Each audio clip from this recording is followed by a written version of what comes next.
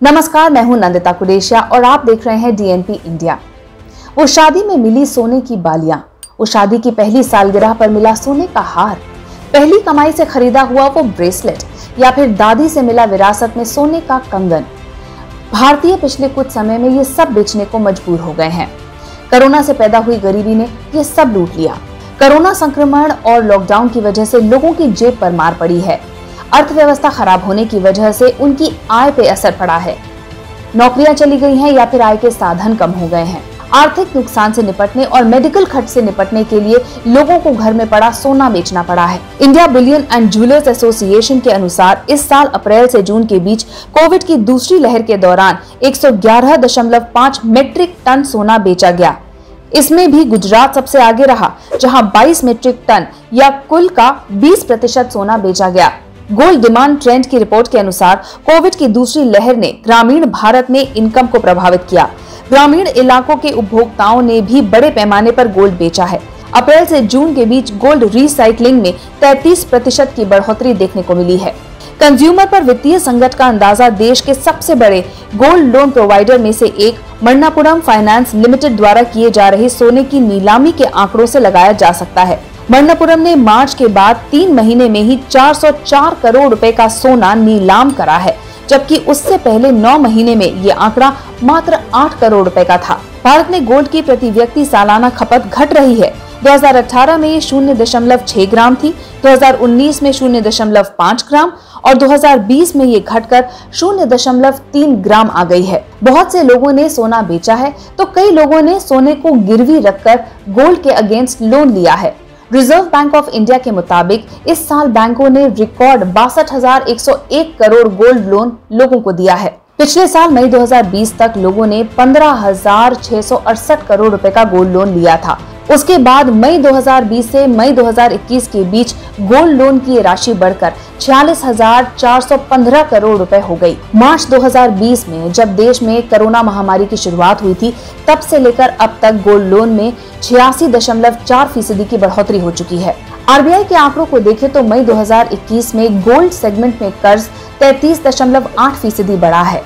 ये पिछले 12 महीने में किसी भी सेगमेंट में हुई सबसे ज्यादा बढ़ोतरी है। फाइनेंशियल ईयर 2021 में स्टेट बैंक ऑफ इंडिया का गोल्ड लोन बिजनेस 465% बढ़कर 20,987 करोड़ रुपए हो गया, क्योंकि low income group, micro unit और रूरल एरिया में भारी आर्थिक तंगी के चलते गोल्ड लोन की डिमांड तेजी से बढ़ी। पिछले साल मार्च एंड से लेकर सितंबर तक देशव्यापी लॉकडाउन लगा था।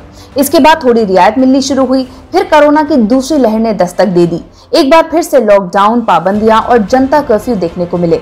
इससे घरेलू अर्थव्यवस्था पर काफी असर पड़ा है। लोगों की घरेलू आय में काफी गिरावट आई है। कई लोग लोन लेने के लिए मजबूर हो गए। आरबीआई की एक ताजा रिपोर्ट के मुताबिक मई 2021 में कंज्यूमर कॉन्फिडेंस अपने सबसे निचले स्तर पर था। वहीं क्रेडिट इंफॉर्मेशन कंपनी की रिपोर्ट के मुताबिक देश की 40 करोड़ कामकाजी आबादी में से कम 50% लोग ऐसे हैं जो कर्जदार हैं। हर किसी के पास कम से कम एक लोन या फिर क्रेडिट कार्ड है। देश के ज्यादातर हिस्सों में हम जरूरी सामानों के लिए पहले के मुकाबले अब ज्यादा कीमत दे रहे हैं। खाने का सामान हो या फिर साबुन, शैम्पू जैसी चीजें, हर सामान में कम से कम 4 से लेकर 20% तक का इजाफा हुआ है। पेट्रोल डीजल के दाम बढ़ने और सामान की कम अवेलेबिलिटी की वजह से सब्जियां भी बहुत ज्यादा महंगी हो रही हैं। देश में खुदरा महंगाई दर की बात करें तो मई और जून के महीने में ये 6.3% पर पहुंच गई थी। उधर एक एजेंसी है लोकल सर्कल्स, उन्होंने कमाई, बचत और डीजल और घरेलू सामान के महंगे होने को लेकर एक सर्वे किया। इसमें 70,500 से ज्यादा लोगों ने अपनी राय रखी। ये सर्वे देश के 382 जिलों में किया गया। इसमें 67% पुरुष थे और 37% महिलाएं थी।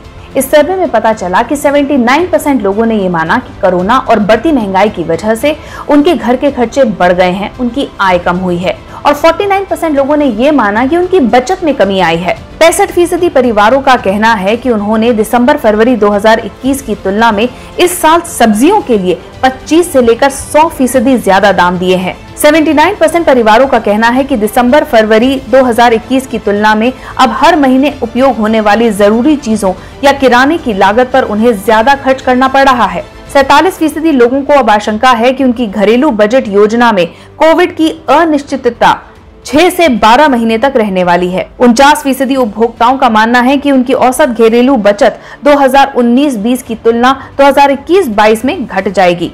कोरोना की दूसरी लहर के कारण 49% लोगों ने कहा कि अपने घरेलू खर्च को कवर करने के लिए उनकी बचत में कमी आने की संभावना है। इस तरह वित्तीय वर्ष 2021-22 में उनकी बचत में गिरावट की उम्मीद जताई जा रही है। 79% उपभोक्ताओं का मानना है कि 2019-20 की तुलना में उनकी घरेलू आय 2021-22 में घट जाएगी। दुनिया अब कोविड-19 महामारी के कहर से उबरती नजर आ रही है, लेकिन इसकी उसको कीमत चुकानी पड़ी। एनर्जी, मेटल, अनाज सब कुछ महंगा हो गया है। बड़े पैमाने पर इन चीजों का निर्यात करने वाले देशों को इसका फायदा मिला है, लेकिन परेशानी उन देशों की है जो इन चीजों का आयात करती है। इस साल अब तक कमोडिटी के दाम 20% से ज्यादा बढ़ चुके हैं। कच्चे तेल के दाम में भी 50% से ज्यादा की उछाल आई है। यूनाइटेड नेशंस की एक रिपोर्ट के मुताबिक पिछले 13 महीने में खाने की चीजें लगातार बढ़ रही हैं।